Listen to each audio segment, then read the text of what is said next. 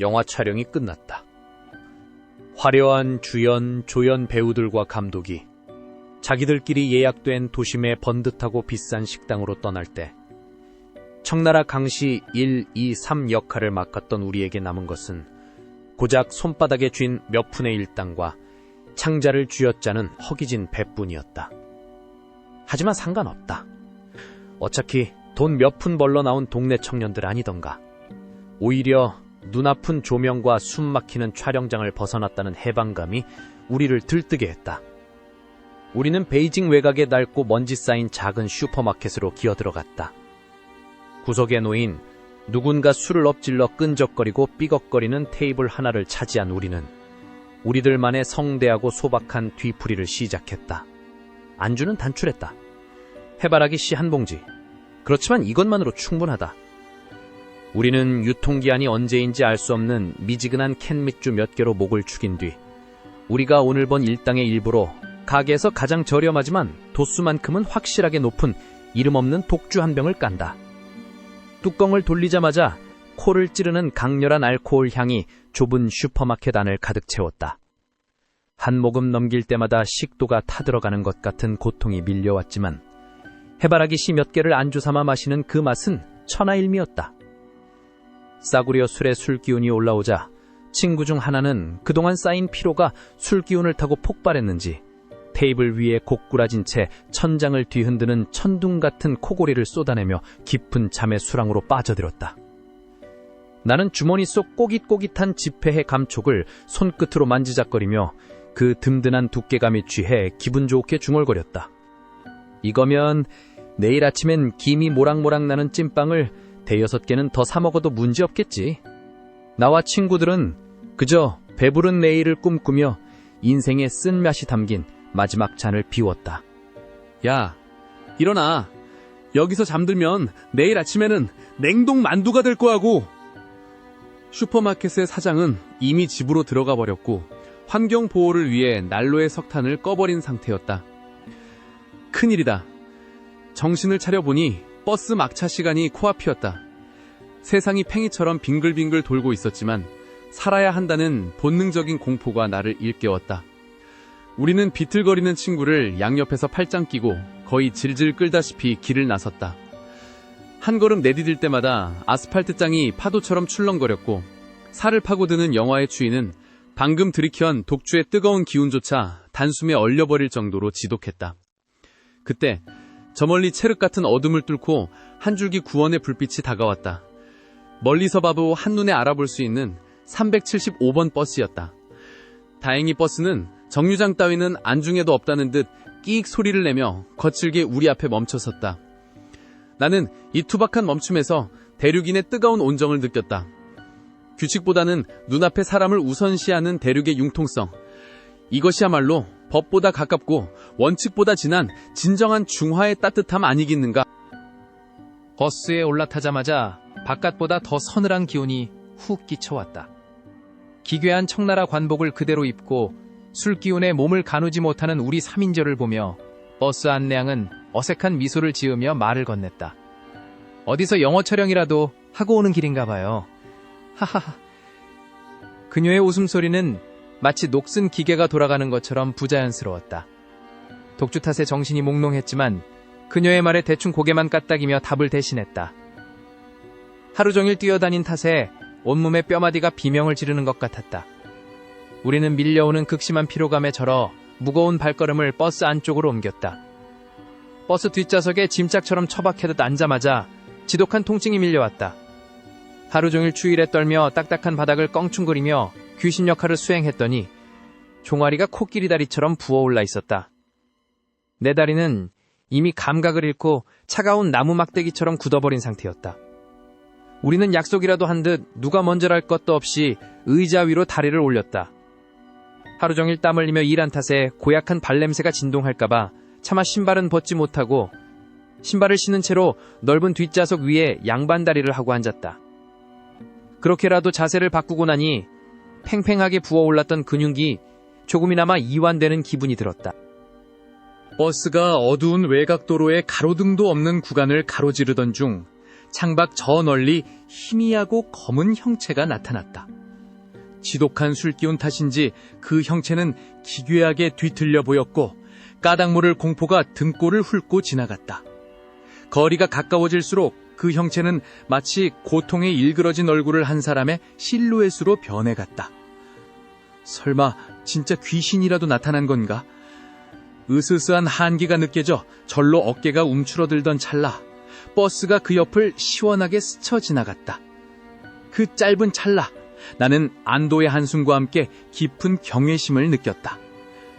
그는 길가 풀숲에 쭈그려 앉아 오로지 쾌변의 즐거움에 집중하고 있었다. 그렇다. 이것이야말로 가식 없는 대륙의 호방함이다. 타인의 눈치 따위는 안중에도 없이 거대한 대자연과 스스로 하나가 되는 그 당당한 기계. 진정한 중화인이 아니라면 누가 이 웅장한 기백을 이해할 수 있겠는가? 나는 창밖에 그를 향해 묘한 동질감과 따스한 인류애를 느끼며 입가에 잔잔한 미소를 지어 보였다. 쏟아지는 잠결에 들려온 노파의 쩌렁쩌렁한 고함은 짜증이 나기보다 오히려 지극히 베이징다운 평범한 밤거리의 소음처럼 익숙하게 다가왔다. 노파는 옆자리 청년의 멱살이라도 잡을 기세로 "내 지갑 내놔! 이 도둑놈아!" 라며 버스가 떠나가라 소리를 질러댔다. 청년이 억울하다며 펄쩍 튀었지만 노파는 막무가내로 파출소에 가자며 거칠게 청년을 몰아세웠다. 좁은 버스 안에서 벌어지는 이 소란스러운 풍경은 마치 매일같이 반복되는 경극의 한 장면 같았다. 주변 승객들은 이 일상적인 고성방가에 눈 하나 깜빡이지 않고 각자 졸거나 창밖을 보았고 나 역시 당당함이 깃든 그 우렁찬 성조를 자장가 삼아 다시 깊은 수면의 늪으로 빠져들었다. 이런 다툼이야말로 대륙에 넘치는 에너지이자 하루를 마무리하는 지극히 평범한 삶의 한 조각 아니겠는가. 결국 노파의 기세에 눌린 청년이 파출소에 가서 해결하자며 다음 정거장에서 서둘러 내렸다. 노파가 청년을 끌고 내리는 그 요란한 퇴장을 끝으로 버스 안은 다시 정막에 잠겼다. 영화 촬영도 오늘로 완전히 끝난 쫑파티였으니 이제 내일부터는 이 지긋지긋한 강시분장도 안녕이다. 친구들도 각자의 집 근처 정거장에서 "야, 이제 푹 쉬어라. 나중에 연락할게." 라며 하나 둘 내리기 시작했다. 술기운에 비틀거리며 멀어지는 친구들을 배웅하다 보니 어느덧 넓은 버스 안에는 나 혼자만이 덩그러니 남겨졌다. 창밖은 이미 아까 그 사내를 보았던 곳에서 수 킬로미터나 떨어진 민가조차 드문 깊은 산길로 접어들고 있었다. 친구들이 모두 내리고 정막만이 감도는 버스가 다음 정거장에 육중한 소리를 내며 멈춰섰다. 그때 앞문으로 남자 승객 한 명이 무거운 납덩어리를 끄는 듯한 발걸음으로 올라탔다. 버스의 침침한 현광등 아래 드러난 그의 얼굴을 본 순간 나는 심장이 바닥으로 덜컥 내려앉는 기분을 느꼈다. 저놈 아까 그 사람 아니야. 분명 아까 한참 전 수 킬로미터 뒤에 길가 풀숲에 뒤구리 앉아 대륙의 기계를 뽐내고 있던 그 사내였다. 가시덤불처럼 뻗쳐 제비집이 생긴 특유의 헝클어진 머리칼과 흙먼지가 잔뜩 묻은 낡은 외투, 그리고 무엇보다 감정이 거세된 듯한 그 기괴한 무표정까지. 도로는 무슨 수를 써도 도저히 앞질러 올 수 없는 위치였다. 마치 어둠 그 자체에서 갓 솟아오른 듯 그는 수만 번 헐떡이지 않고 죽은 시체 같은 눈으로 내가 앉은 뒷좌석 바로 앞칸에 무겁게 자리를 잡았다. 사내의 몸에서 배어나온 듯한 소름 끼치는 냉기가 좁은 차내의 공기를 타고 내 뒷덜미를 차갑게 훑고 지나갔다. 숨소리조차 들리지 않는 정적 속에서 나는 그저 창밖만을 응시했다. 독주 기운은 이미 공포로 치환되어 사라진 지 오래였다. 마침내 내가 내릴 정거장 안내가 나왔을 때 나는 마치 도살장을 탈출하는 짐승처럼 자리에서 튕겨나가던 문 앞에 달려갔다. 내리는 순간 등 뒤에서 그 사내의 시선이 느껴지는 것 같았지만 뒤도 돌아보지 않고 어둠 속을 전력 질주했다. 집에 도착해 문을 걸어 잠그고 낡은 침대 위에 쓰러지듯 눕고 나서야 겨우 숨을 쉴 수 있었다. 꿈일 거야. 술이 너무 과했어. 나는 스스로를 다독이며 무거운 눈꺼풀을 닫았다. 다음 날 머리가 깨질 듯한 두통 속에서 눈을 뜬 나는 대륙의 은둔부호처럼 유유자적한 오후를 즐기려 했다. 어제 고된 노동으로 모은 푼돈으로 산 찐빵 몇 개와 향긋한 차 한 잔이면 세상 부러울 것이 없었다.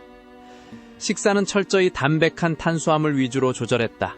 이것은 가난 때문이 아니라 정신적 풍요와 건강을 추구하는 현대 중화인의 세련된 자기관리이자 미학이었다. 창고 구석에는 지난 여름 수확해 쌓아둔 수박들이 굴러다니고 있었다. 사실 수박은 여름 과일이지만 대륙의 수박은 신비로운 생명력을 지니고 있어 아무리 오래 지나도 상하지 않는다.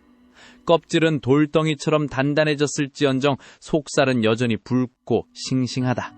나는 칼을 찾는 대신 촬영장에서 어깨너머로 배운 태극권의 원리를 떠올리며 수박 앞에 섰다. 무릎을 살짝 굽히고 단전의 기운을 모은 뒤 마치 흐르는 물처럼 부드럽게 손을 뻗었다. 그리고 찰나의 순간 솜털처럼 가볍던 손바닥에 폭발적인 경력을 실어 수박의 중심을 가볍게 내리쳤다. 콰직! 단 한 번의 부드러운 타격에 수박은 마치 정교한 기계로 자른 듯 매끄럽게 두 동강이 났다. 이것이야말로 부드러움으로 강함을 제압하는 대륙의 신비로운 무술, 태극권의 정수 아니겠는가? 나는 쩍 갈라진 수박을 돼지 우리 안으로 툭 던져주었다. 돼지들이 꿀꿀거리며 신나게 수박을 우적우적 먹는 평화로운 모습을 보며 나는 문득 동쪽의 소국 사람들을 떠올렸다. 가끔 뉴스에서 보면 동쪽 소국 사람들은 가난해서 돼지나 먹는 이런 수박조차 비싸서 구경도 못한다던데. 그 얘기가 문득 생각나니 그들이 참으로 불쌍하다는 마음이 들었다. 그렇지만 내가 어쩔 수 없는 일이다. 할 수 있는 일이라곤 그들이 언젠가는 수박 정도는 부담 없이 먹을 수 있기를 바라는 기도 정도밖에 할 수 없다. 오늘은 할 일이 없어 TV를 켰다. TV에서는 어젯밤 375번 버스가 종착역에 도착하지 않은 채 라는 앵커의 긴박한 목소리가 흘러나오고 있었다. 저건? 무심코 화면을 보던 마는 찐빵을 씹던 입을 멈추고 TV 앞으로 다가갔다. 흥미라곤 전혀 없던 뉴스였지만 화면에 비친 익숙한 버스 번호를 보자마자 호기심이 일기 시작했다. 불과 어젯밤 내가 몸을 싣고 아무 생각 없이 내렸던 그 375번 버스가 실종되었다는 속보였다. 나는 넋이 나간 듯 지직거리는 화면을 뚫어져라 응시하며 떨리는 손으로 식어버린 찻잔을 꽉 쥐었다. 그로부터 며칠 동안 베이징 전체는 이 미스터리한 실종 사건으로 벌집을 쑤신 듯 떠들썩했다. 나는 혹시라도 공안들이 들이닥칠까 두려워 집 밖으로 한 걸음도 나가지 못한 채 매시간 뉴스 체크를 했다. 마침내 버스가 샹산 근처의 깊은 저수지에서 인양되었다는 소식과 함께 보도된 시신의 상태는 내 심장을 얼음물에 담근 듯 차갑게 만들었다. 한겨울의 차가운 물속이었음에도 불구하고 기사와 안내양 그리고 마지막에 탔던 그 신원 미상의 남성의 시신은 육안으로 식별하기 힘들 정도로 기괴하게 부패해 있었다고 한다. 나는 확신할 수 있었다. 뉴스에서 말하는 그 신원 미상의 남성은 내가 버스에서 마지막으로 보았던 그 말도 안 되는 타이밍에 나타났던 사내임이 분명했다. 길가에서 마주친 후 한참의 시간과 거리는 지나쳐 왔음에도 정거장에서 나를 기다렸다는 듯 다시 나타났던 그 기이한 존재. 순간 공안에 전화해 내가 목격한 비현실적인 사실을 알려야 하나 고민에 빠졌다. 하지만 신고했다가는 경찰서에 하루 종일 붙잡혀 있어야 할 텐데 진술서 수십 장 쓰고 조사받고 혹이라도 귀찮은 음모론에 휘말리면 내 소중한 휴식 시간만 무의미하게 날아가겠지. 어차피 이미 다 죽은 사람들인데 나 하나 입 연다고 죽은 사람이 살아 돌아오겠어. 그냥 없던 일로 치자. 나는 결국 전화를 거는 대신 리모컨을 눌러 TV를 꺼버렸다. 어차피 내 일도 아니고 그냥 남 일일 뿐이다. 나도 이제 이 복잡하고 기분 나쁜 생각 따위는 깨끗이 잊어버리기로 했다. 나는 창고로 들어가 서늘하게 보관해둔 수박 한 통을 다시 꺼냈다. 아무리 시간이 흘러도 갓 수확한 것처럼 상하지 않는 대륙 수박의 위엄을 감상하며 칼로 수박을 쩍 가르자 붉은 속살과 함께 달콤한 향기가 코끝을 찔렀다. 아삭한 수박 한 조각을 크게 베어 무니 며칠간 나를 짓눌렀던 찝찝한 공포 따위는 씻은 듯이 사라졌다. 역시 오늘 하루도 달콤한 수박 한 통이면 충분히 행복하고 평온한 일상이다. 이것이 바로 대륙의 진정한 여유이자 삶의 지혜가 아니겠는가.